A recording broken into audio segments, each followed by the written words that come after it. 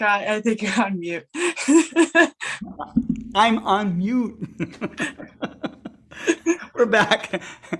We've had a great lineup of talks this evening, and tonight concludes our short series. But we have Caitlin Ahrens, who is running 7 months of science. This is the fourth or fifth install. Is that right? Fourth, yes, I had to count. When did we start? So thank God we have more to go. But Caitlin is working at Goddard Space Flight Center. She is an expert on icy surfaces of other worlds and volcanic activity on other planets. And she is someone that is always so vibrant and enthusiastic and fun. Okay. And really the perfect host of a show like this. So, Caitlin, thank you very much for all the wonderful guests you brought on. And today you have Dr. Michael Paul, another fascinating scientist. And so I'll let you introduce him. Yes, thank you so much, Scott, for that introduction. I'm so excited that you are our wingman for this fantastic I like being wingman series. Yes, our space wingman. Yes.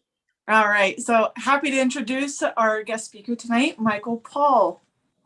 Dr. Michael Paul is a space exploration engineer at the Johns Hopkins Applied Physics Laboratory. Michael contributed to the Messenger mission, including the spacecraft's first encounter with Mercury in 2008, an experience that convinced him that space exploration was crucial work for humanity. Michael also founded the Lunar Lion team at Penn State, a group of students that pursued the Google Lunar X Prize. He also likes to work on old motorcycles, build new spacecraft, and canoe with his family, just not at the same time. Michael also holds a master's in applied physics from Johns Hopkins University, a BS in aerospace engineering from the University of Notre Dame, and a BA in liberal arts from Stonehill College. So excited to have Dr. Michael Paul with us here tonight for 7 months of science. Thank you so much, Michael. The floor is yours. Thank you. And first off, I'm not a doctor. I You're did not. not. No. I get to have all this fun without having to have gone through the pain of getting a PhD. So I have made you an honorary doctor. So there you go. Okay. no, it's still something I think about. And when I see people like Caitlin go through the process, I'm like, yeah, that's hard. I don't know that I actually want to do that. Yes. But yes, I'm really happy to be here tonight. Thanks for having me on. Thanks. Thank And you. I guess if the floor is mine, can I go ahead and share some slides and go through it that way? You have control. All righty. Let's make sure this gets up and right. Can you tell me, does that look right to you, or is it in presenter view? Let's We're in maybe put it- presenter mode. Yeah. Is there a way Alrighty, for you to let's- switch? There you go. Is that better? You're no longer sharing. Well, then I will think after a year and a half of this, I'd be able to get this right on the every first day. try. But there we go. There you go. Much better. There you go. Excellent. All right. Fantastic. Thanks for having me today. I'm going to tell you about Interstellar Probe. And Interstellar Probe right now is an idea. It's a concept. And it is something that I'm really pleased to be a part of, and really pleased to actually have had Caitlin participate in as well. As you'll hear throughout the course of this, we've worked really hard during this mission concept study. Yes, worked really hard during this mission concept study to bring in folks from around the world to contribute to it in terms of what the science goals might be. And what we are is a study team with the Johns Hopkins Applied Physics Lab, funded by NASA. The Science Mission Director, its Heliophysics division, has given us funding since 2018 to really look into what it would take to design, build, launch, and fly a spacecraft that could get to the edge of the solar system, to the heliopause, through the heliopause, and out into interstellar space on a timeline that makes programmatic sense, and with technology that, as you'll hear, really can be relied upon to be at the launch site in the next decade or so. And so, as we talk about a lot in this field, we really do stand on the shoulders of giants. Whether you talk about the early rocketry work that happened 100 and more years ago now, or more recently the science missions that NASA has funded from the 70s to the 80s and on to today. And Interstellar Probe is really going to be a mission that doesn't just stand on the shoulders of giants, but follows in the footsteps of giants as well. There's only been, I think, 5 spacecraft that have been on trajectories to escape the solar system. The Pioneer spacecraft, the Voyager spacecraft, and now two Pioneers, 2 Voyagers, and now the New Horizons spacecraft is, of course, on its way out of the solar system. The Pioneers, as you probably know, they're no longer in communication with us. The ones over there on the left, they've got the older style nuclear power plants on them, the plutonium powered RTGs. They don't make enough power for that small spacecraft to continue to make communication links back to the Earth. Voyager 1 and Voyager 2, they're further out than the Pioneers were when Pioneer lost lock of the Earth, but they're still communicating with us. They had more power and a bigger antenna dish on there, and so they're able to communicate even today. I think Voyager is now in excess of 154 astronomical units from the sun, Voyager 1, which is moving faster than Voyager 2, and therefore is a little bit further out. But it's not going to last forever. It may be another decade worth of low data rate downlink from Voyager 1, and then maybe a little bit more from Voyager 2, but eventually we're not going to hear from them. And as I'm sure your audience has some inkling, Voyager was designed to explore the planets, to be there during the Great Conjunction, launched in 1977 to fly past Jupiter, Saturn, Uranus, Neptune, and beyond, and or Neptune, Uranus, I should say. Got to keep them in order there. And so the instruments on Voyager were designed for planetary exploration, imaging the planets and measuring things in magnetic fields, which are quite a bit larger than the baseline magnetic field inside the solar system and then outside of the solar system in the nearby, very local interstellar medium. And so while we're still getting science off of Voyager 1 and Voyager 2, the instruments that are on there weren't really designed to do science in that environment. It's great to have them, but they're not what the community would have picked if that were the primary mission. And then, of course, New Horizons launched in 2006, flew past Pluto, and then on past Akhroth, a Kuiper Belt object. Has a smaller dish than Voyager. It's moving slower than Voyager. It's only got one of these radioisotope thermoelectric generators, so it's got less power available than Voyager. It is now going into a phase which is approaching the heliopause. Hopefully they'll be able to continue to take science and send data back. This is it. This is what humanity has done to be able to reach out and travel with our robotic spacecraft beyond our solar system. And in the case of Voyager and New Horizons, that wasn't even what they were designed for. And so, so these are the giants whose path that we are hoping to follow in. And as you may know, we like to send messages out.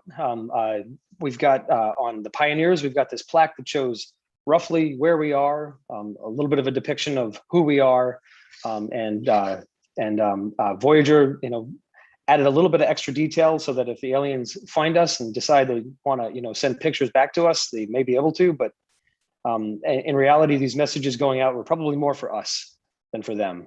But that's okay, because all of this is for us, really, isn't it? We're really doing this to understand where we are, what our place is in this world that we live in.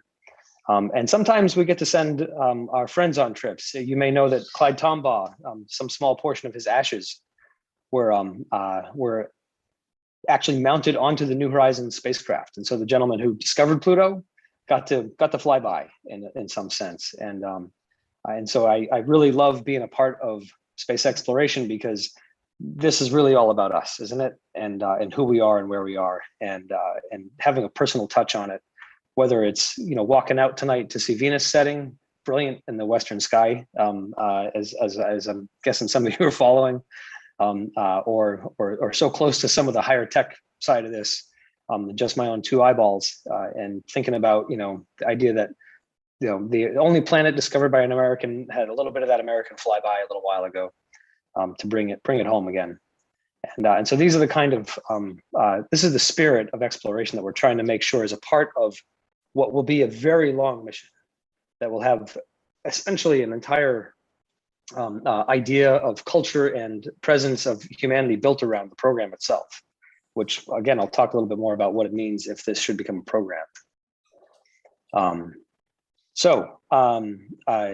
And keep in mind also that these spacecraft that are working right now, they're not just kind of like doing nothing. The programs aren't just waiting around as these spacecraft can drift further and further away.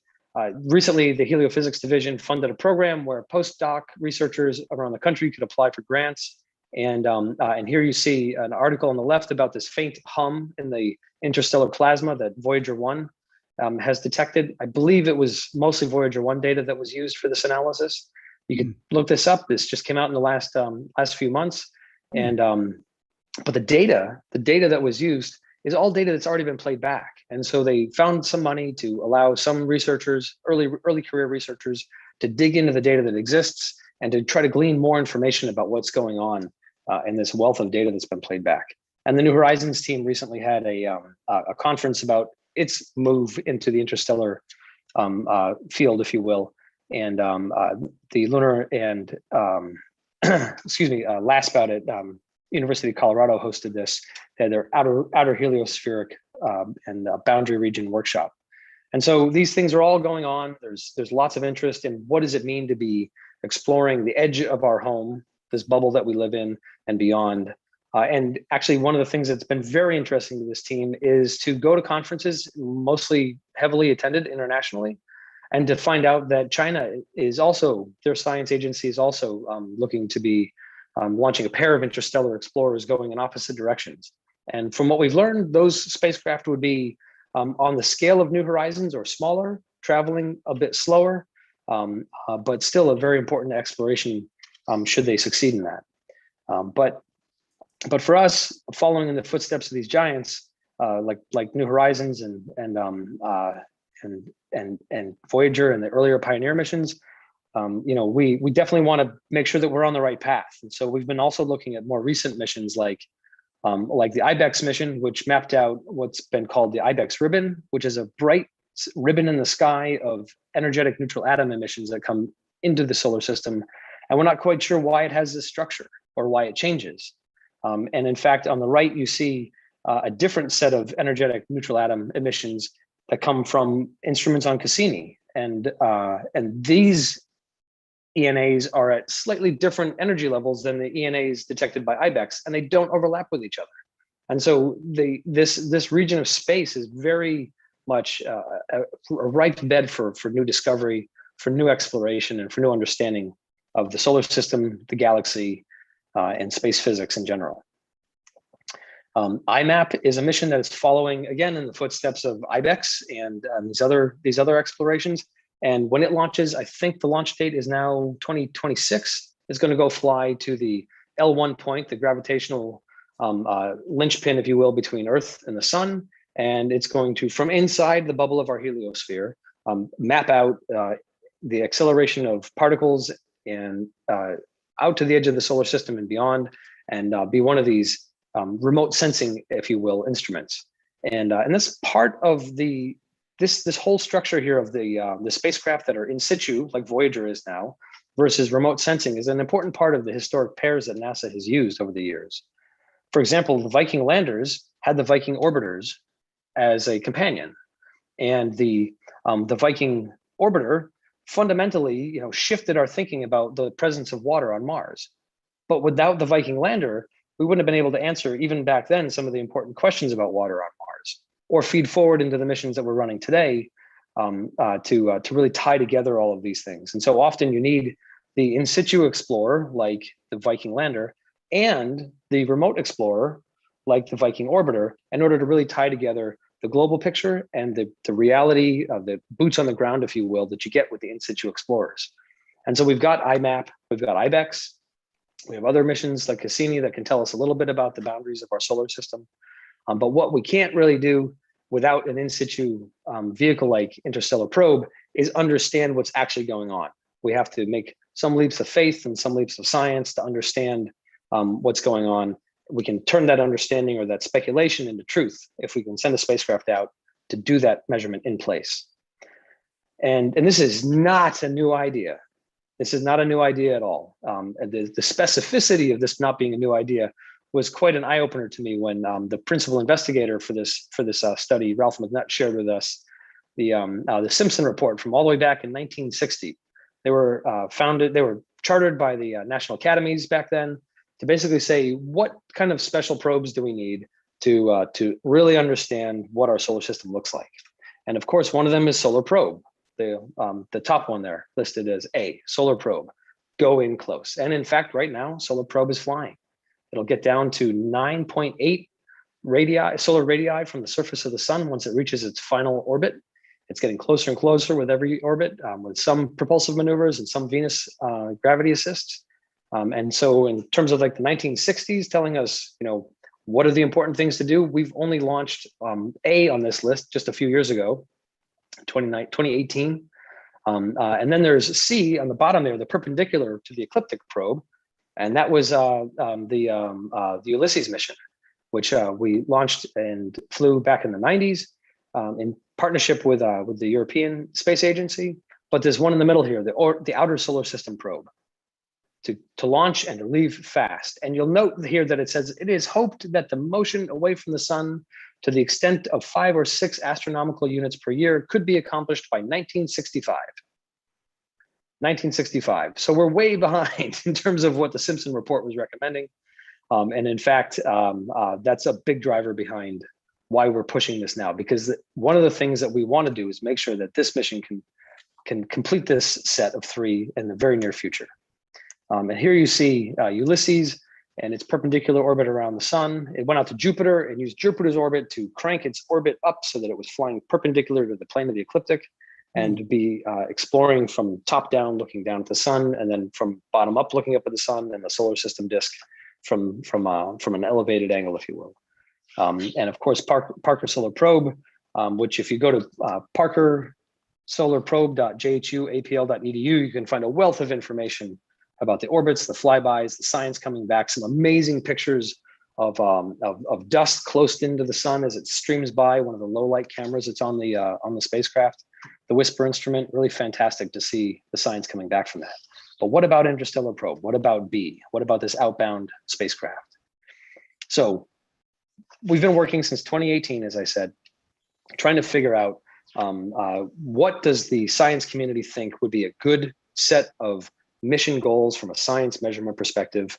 What would a good speed be to get from here to the heliopause, represented in this logarithmic diagram, if you will, of the solar system by the purple arcs in the middle there. So what would be a good speed to get there? How fast is a good speed to be going through there? And then how long do we want to last after we get outside, if you will, outside of this bubble of our heliosphere and into the pristine interstellar medium?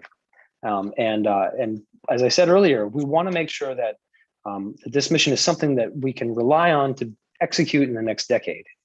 In the winter, we expect the National Academy of Sciences to kick off the Solar and Space Physics Decadal Survey, which informs the heliophysics division of what good priorities for exploration will be, for exploration in science, I should say, will be in the decade 2023 through 33.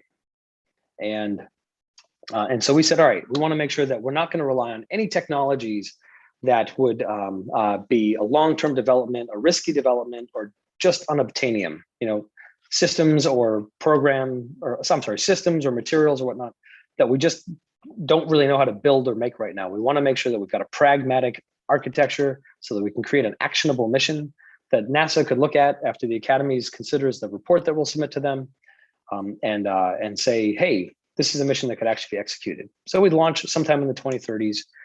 It would be moving so fast that we would pass Jupiter for a gravity assist in less than a year. And the gravity assist will just about double our outbound speed. So this thing's going to be going really fast. But the mission is going to go on for a long time.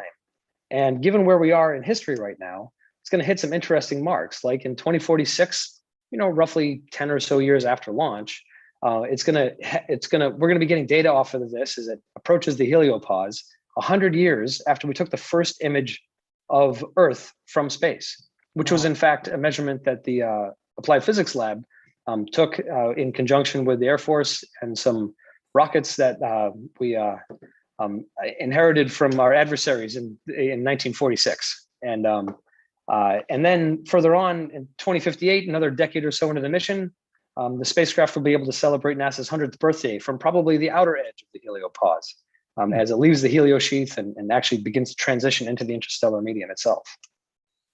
And another 10 or so more years later, the 2076, getting close to the end of the mission here, 45 years into the mission, depending on exactly what launch date suited NASA and the science community, the spacecraft will be celebrating America's 300th birthday. So this mission is really going to take a lot of time to complete, but all along the way from like day one of deploying the instruments, which will happen before we get to Jupiter, till 50 years later, it's going to be doing science nonstop and be able to hit these milestones in our culture and in our exploration of space, and really hopefully be a worthy successor to those giants, to Voyager, to Pioneer, to missions like New Horizons. But it's not going to end there. The nominal end of mission after a 50-year flight will be sometime in the 2080s. And the spacecraft is actually designed to communicate not out to the 400 astronomical units that it would reach, given the speeds we believe we can achieve, but as it continues on, we can still communicate back all the way from 1,000 astronomical units. We'll still be able to get about 500 bits per second, which is more than we're getting from Voyager today at a fraction of that. And it's just going to keep going. So what is Interstellar Probe? The fundamental thing that we like to hang our hat on at the Applied Physics Lab is when we talk about a mission, we talk about it first and foremost as serving the science. Right off the bat, we say to ourselves, we only want to include in the mission things that serve the science. And so here's what we have come up with. Again, there are, I think, 484 people on our listserv. We've had over 1,000 people participate in webinars that we've been sharing over the past year and a half, and have had hundreds of people attend our workshops. We have our 4th annual workshop coming up in the last week of September 27th through October 1st. It's going to be all virtual again this year. And so these are not just ideas that a few scientists at APL have come up with. This represents a collection of scientists from around the world, from across many, many disciplines. And so our science goals are to understand the formation of the heliospheric boundary from where it begins at the sun and all the way out to from formation of the heliospheric boundary region, beginning at the sun, essentially all the way out to the edge. This is a new regime of space physics where the instruments will be designed to study the shock physics as the solar wind interacts with the interstellar medium itself, and all of the different measurements that we have planned basically are tuned for the environment that we'll be in, where Voyager, as awesome as it is, wasn't tuned to do this. We want to be able to understand the global nature and shape of the heliosphere as well. And what I mean by this is we've got a magnetic field. The magnetic field interacts with the charged particles and helps to create this bubble that we live in. But we don't really know what the shape of that is. Even with missions like IBEX and IMAP coming up, we're not going to really understand the shape because it's like standing in the middle of a cloud and looking out. It's really hard to see where the boundaries are and what the global shape is. And then we'll be out in the interstellar medium itself, a place where we've only gotten a few measurements from Voyager so far, and only a small depth into it. And people are still debating whether it's inside or outside the solar system. I think once we get to 400 astronomical units, most scientists will probably look at the data and say, yes, it looks like this has actually left the solar system. But we're not just going to be looking out, if you will. We want to make sure we can look back and look at the solar system as a whole, look at the dust, look at the planets themselves as we fly out, and begin to understand what our home looks like from the outside. And you can imagine that there's an opportunity here to observe our planets, Earth, hopefully, the gas giants as well, the ice giants for sure, and look back at them as if we were looking at an exoplanet system. And so perhaps we could use Interstellar Probe to look back and say, oh, this is what a Neptune-like planet looks like from the outside of the solar system with the right kind of measurements, so that you could take that knowledge and apply it to the models that we have for other exoplanets. We see plenty of them, but we don't know what our own system looks like from the outside so much. In addition, we definitely hope to include an instrument that can tell us a little bit more about galaxy formation. Some of the earliest stars and galaxies, the light, I should say, from the earliest stars and galaxies, as you may know, is redshifted into the infrared. So it gets to us, and that earliest light of the earliest stars and galaxies after the Big Bang is redshifted into the infrared. But the zodiacal light, the dust around that basically goes from where we are or as far in as Mercury, and actually Parker Solar Probe seems to be encountering quite a bit of dust as well. But all the way from the sun out to about 10 or 12 astronomical units blocks that infrared light, except for a few narrow bands that come through. And so this wealth of knowledge about the earliest stars and galaxies is blocked from our telescopes today. Interstellar Probe would be in a position to carry an imager that could do something of an all sky survey, maybe half the hemisphere, but really look at this extragalactic background light free of the dust for the first time. And then, as I said, also looking back, understand our own circumsolar dust disk. What you're looking at here, the red disk at the bottom in the center frame, planetary system formation, is a picture of another planetary system around another star. And you can see the dark bands where the planets are forming and clearing out the lanes in their dust disk. We don't actually know what ours looks like from the outside, again, because we're in that dust disk and it's blocking our view. And then finally, we've had a lot of planetary scientists involved in this, a lot of people who are interested in solar system evolution, in Kuiper Belt objects, and the dwarf planets. And they have assured us that we can just pick a direction and fly out of the solar system any way that we want to go. And with a small tweak in our trajectory, they will absolutely be able to find at least one Kuiper Belt object for us to fly by, to add to the catalog that New Horizons has started with Pluto and now Akaroth. So this is a very broad science base. Above the line, above the center of this screen, if you will, you can imagine that that's very strongly in the heliophysics, the solar and space physics regime. Below the line, we have science that is often funded by the astrophysics division at NASA and the planetary science division. And so this is a mission that crosses division boundaries in a way that I find very exciting, that we do sometimes, unfortunately, as an afterthought in missions, where Parker Solar Probe is doing some great Venus science right now. It wasn't designed to do that. It's flying by Venus, and so the scientists are clever and ingenious, and they're like, turn on the instruments, let's get some good science, and they're doing exactly that. We're trying to get into a position where we can plan that out ahead of time and really maximize the science that comes back for everybody involved. All right. The last Solar and Space Physics Decadal Survey, this is the cover of the document published in 2013. It actually says, as you can read here, that that it's not instrumentation that's holding us back, it's propulsion. We just can't go fast enough to get there from here in a time that makes sense. And it talks about power being a requirement. It's certainly true. Communications being a challenge. That's certainly true if you get out to that far away. And the considerably faster than Voyager would be an enabling thing. So how do we go fast? Well, you could talk about nuclear thermal rockets, but those are decades away from being something that NASA is going to trust a flagship mission to.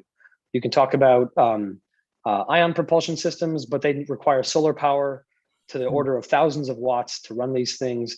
And for a mission like this, you're only going to get a few hundred watts out of the radioisotope thermoelectric generators. And so a lot of these ends just don't meet. And we thought to ourselves, hey, you know what? NASA's building a great big rocket. And so are some other people. What happens if we just put a really small spacecraft on a giant rocket? And this is the answer. You can see, and we've gotten absolutely fantastic coordination with NASA's SLS team.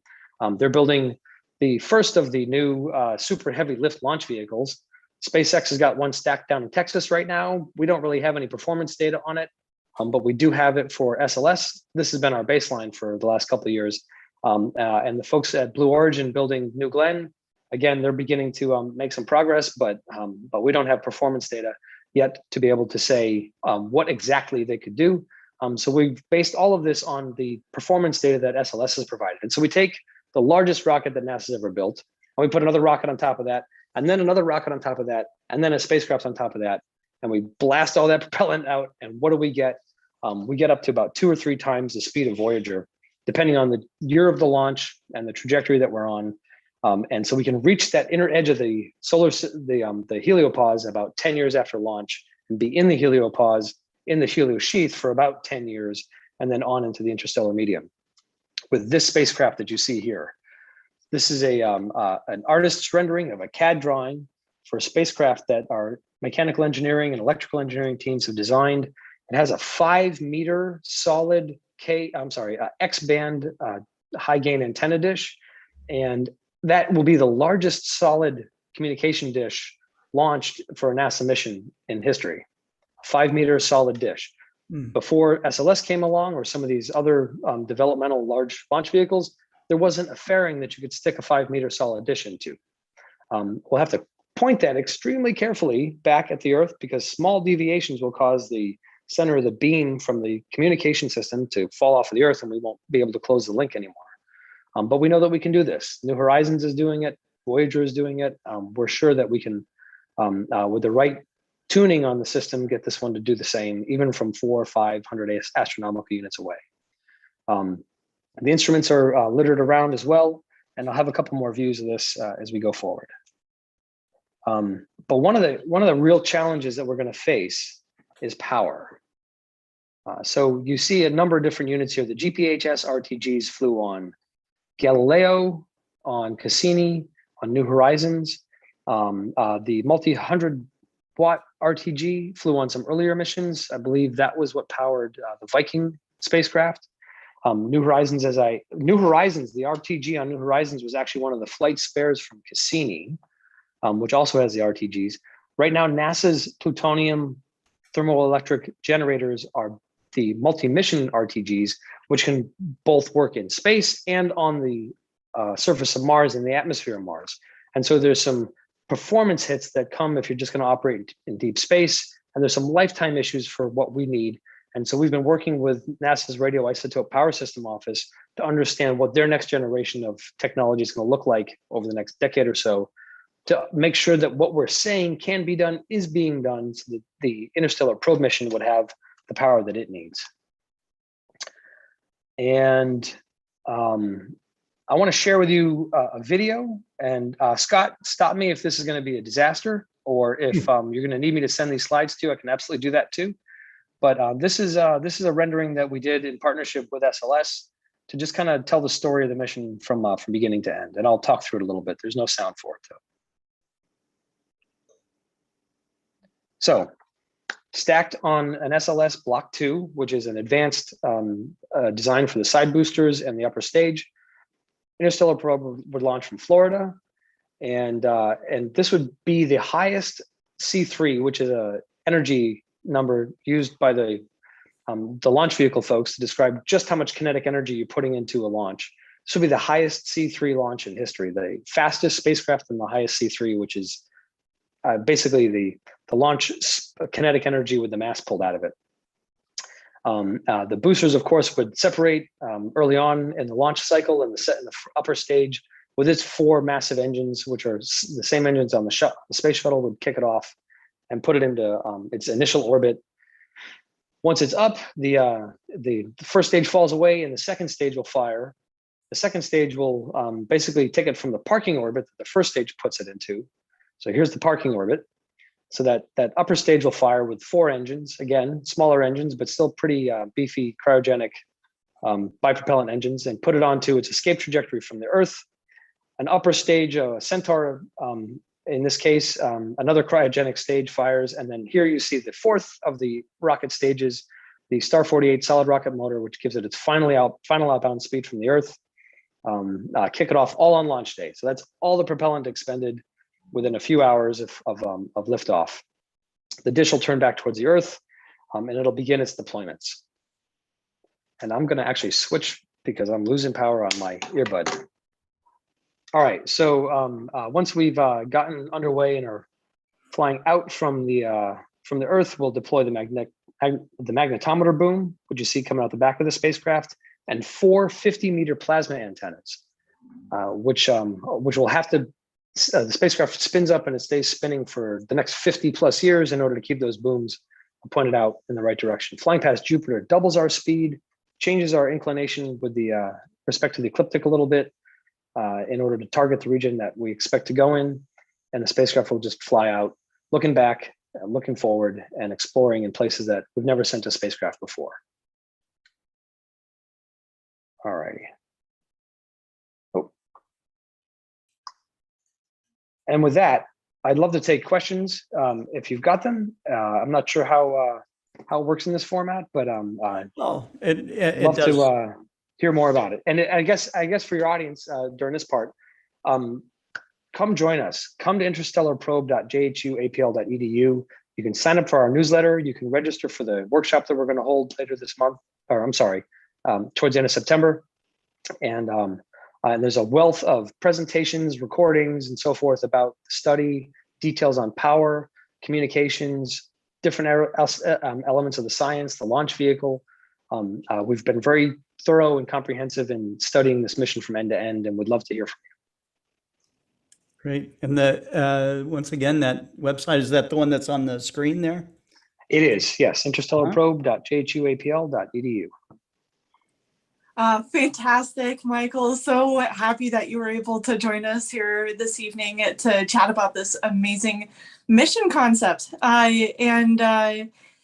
So while Scott is looking for questions in the multitude of streams that are listening in and viewing us tonight, I'll go ahead and start. So your role for this mission is program manager. How about you describe what that role actually entails? I manage up and I manage down. We have an extremely. This has been so much fun. Okay, so in about, let's see, I think it was the fall of 2017, the principal investigator, the force and nature behind all of this is Ralph McNutt, Dr. Ralph McNutt at APL. He was actually a graduate student on the Voyager team on launch day. And so he's still a member of the Voyager science team. And he has, I think, 3 different grants from NASA over the past several years to study missions like this, an interstellar probe, something to deliberately do mission B off of the Simpson report. And in 2017, he came to me, he said, I need help with a project. I said, tell me about it. He says, it's a 50-year mission. I said, I'm bored already, stop.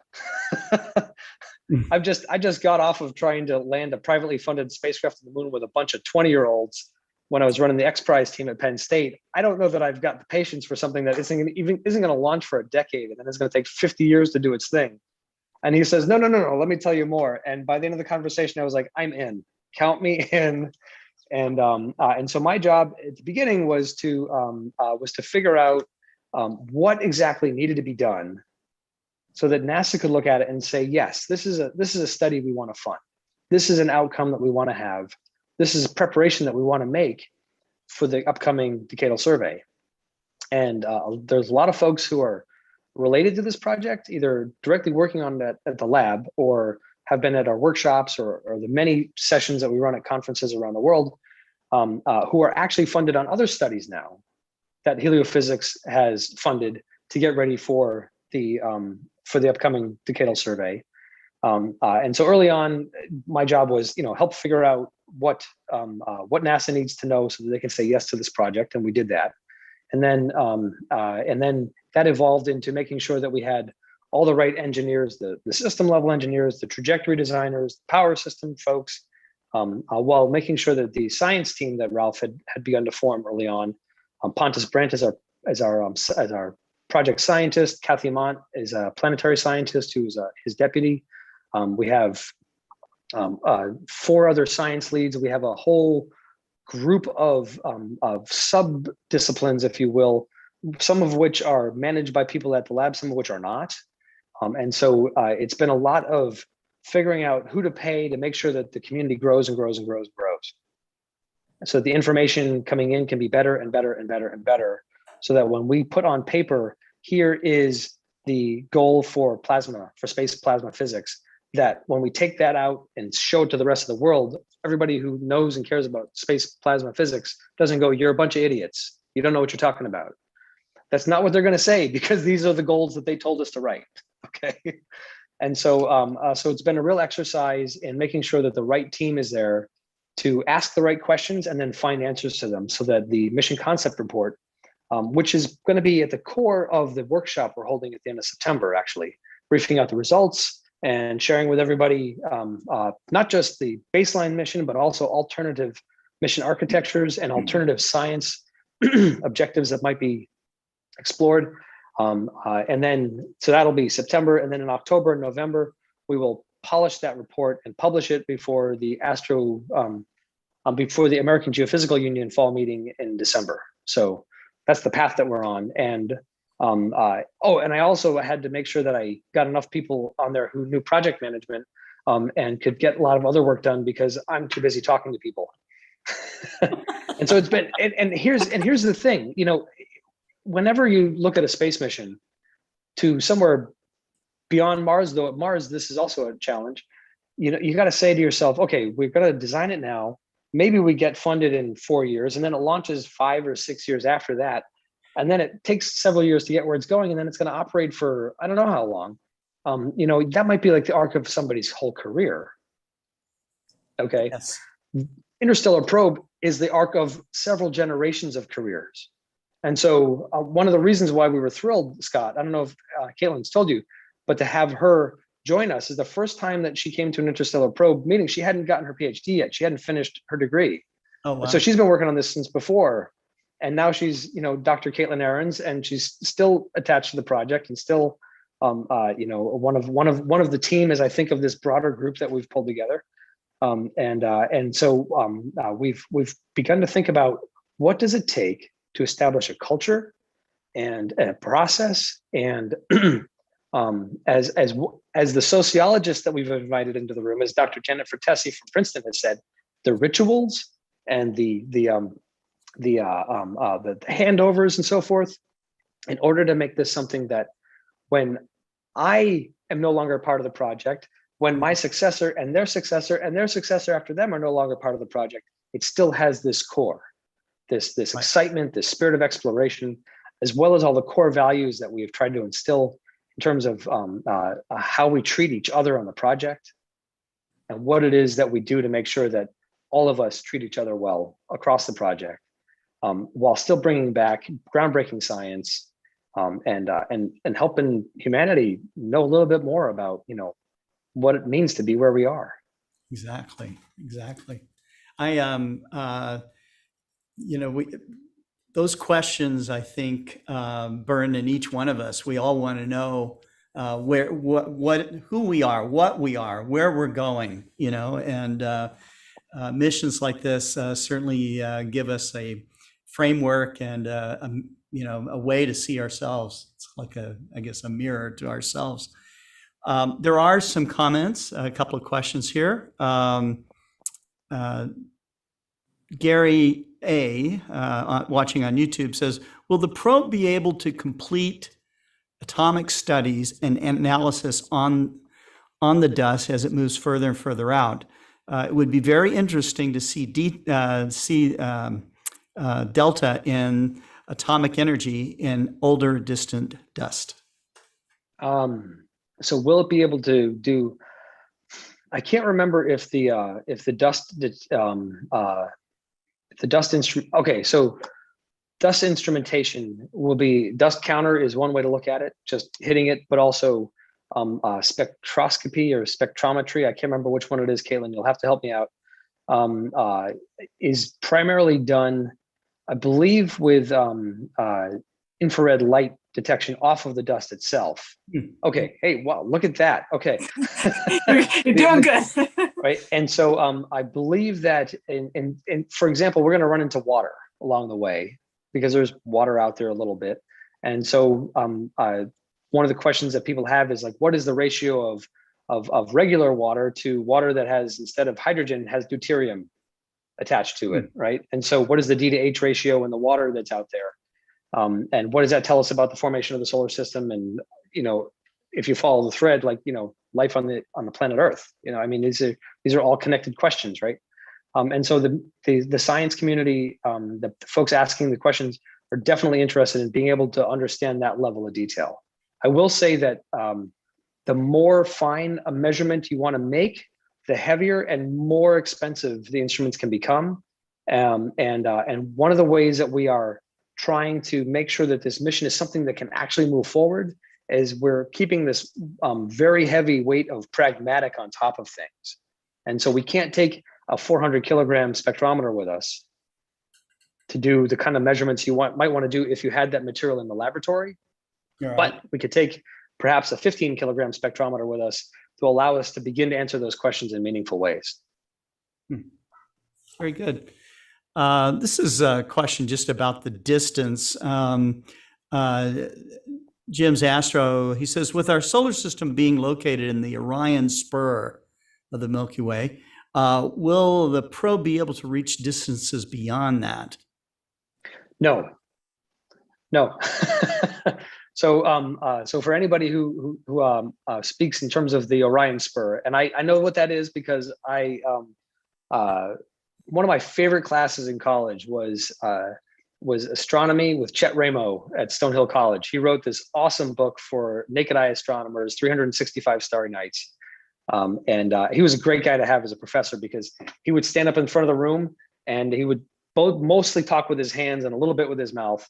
And then he would run to the other side of the room to describe like the motion of things. And then he would pick up a student from the front and stand them over here and say, you're Venus and you're Jupiter and, and you're the sun. And he would describe transits to people by moving people around the room and stuff. Fantastic. So I know what the Orion arm is because it's in Chet's book. Okay. So you all know that the stars that we can see in the sky, the stars that we can actually see with our eyes, they're all like clustered right on top of us here in the galaxy. None of them are like really far away in the galaxy. We can't see anything on the other side with the naked eye. It's just not possible, right? But none of those stars are close enough that Interstellar Probe is going to catch up to them anytime soon. So even if we pointed it at one of our closest neighbors, Proxima Centauri, actually in the logarithmic plot in my slides, way over on the right-hand side, way over on the right-hand side, you'll see two little dots. That's meant to be Alpha Centauri and Proxima Centauri. Okay, so or the binary star which Proxima Centauri is. I can't remember how that goes. but we're never going to reach that with the spacecraft still operational. We know that we, with the design that we have, that we could communicate back from 1,000 astronomical units, and that's only a fraction of the way there. So, so it's definitely not going to get outside of the Orion arm. And actually, I heard, oh, this is cool. I heard that somebody actually did a sputtering analysis on galactic cosmic rays interacting with the Voyager spacecraft to try to figure out when in time enough GCRs would have hit the spacecraft so that all the atoms would have sputtered off of it. And I don't remember what the timeline was, but eventually there won't be a spacecraft anymore. So really, according to this analysis, I mean, I have no idea. But well, all things must pass. Okay, so that's right. Yeah. So that's right. Lubo, watching in China, wanted to know, what about a Uranus or Neptune flyby? So we have looked at that. What we asked our trajectory designers to do, and actually some of this is already posted on our website. In last November, we had our workshop, and if you go to the trajectory design presentations, you can see a lot more on this. But we had the designers, the trajectory designers, basically tell us what speeds we could leave at for a given launch configuration across a 13-year period, which represents the synodic period corresponding between Earth and Jupiter, because we're always going to fly by Jupiter to get that speed boost on our way out. Okay, and on that plot you'll see these islands of red, which represent basically in plane, maximized, optimized flybys of Jupiter to get the maximum speeds. And on the right-hand side of that plot, what you'll find is where we want to go, which is mostly in the RAM. So if the spacecraft is a bubble moving through the interstellar medium, we consider like the nose to be in the RAM direction. Okay, and if we were a rock in a stream, we'd have a nose, we'd have like a bow wave and a wake. We want to mostly be going in the nose direction, because we're sure that we're more likely to encounter that shock wave, that boundary, and then get out into the interstellar medium than if we went in the tail direction. And we don't really know where the tail ends, and we want to get to the interstellar medium. So if we launch in the tail direction, we might trickle for years and years and decades and never get to the outside. And so we want to go in the nose direction to make sure that we can. Okay, so that's the first part of that answer to that question. The second answer is that in the first half of the 13-year period that we studied from 20, I think the timeline was actually 2029 through 39, 40, 41, 42.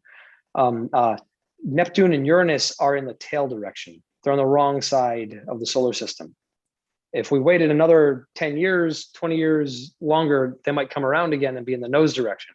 And so flyby of the ice giants does not look likely is not what we have done with this study, I should say.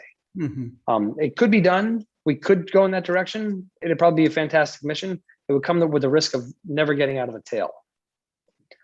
So our nominal launch date is 2036, with opportunities in 2037, 2038, 2039, 2040, 2041.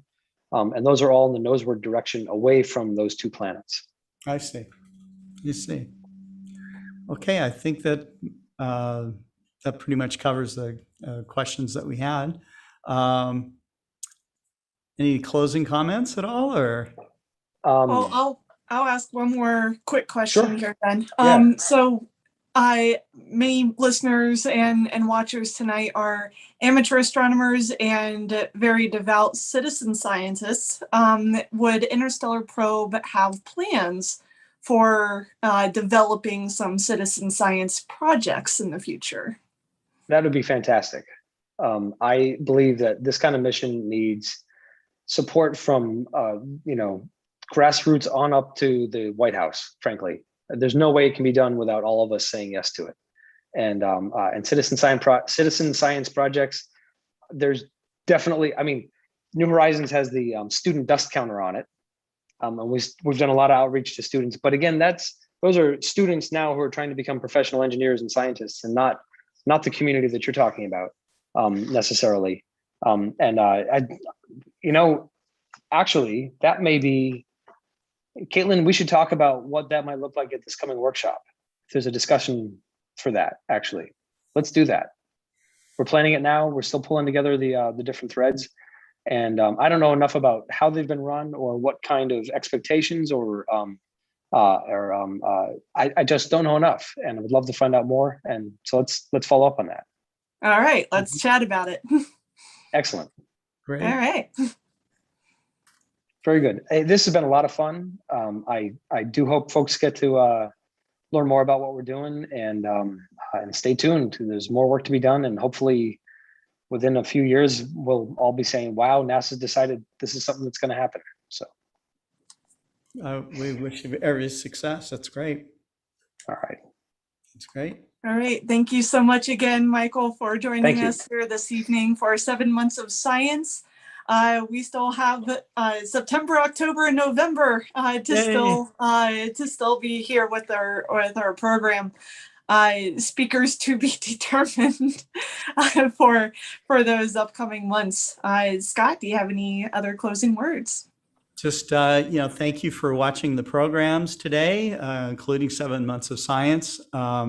We're really honored to have people that are, making science today on our programs. And so it's wonderful that you came to us to discuss 7 months of science. And it's been fantastic. All of your speakers have been really fascinating, wonderful, and I can't wait to see what you have in store for us in the next 2 or 3 months here. Well, actually, next month. So, anyways, and tomorrow we'll have our regular programming as well as on Friday. And until that time, do as my friend Jack Horkheimer would always say, is keep looking up. So good night, everyone, and we'll talk to you later. Good night.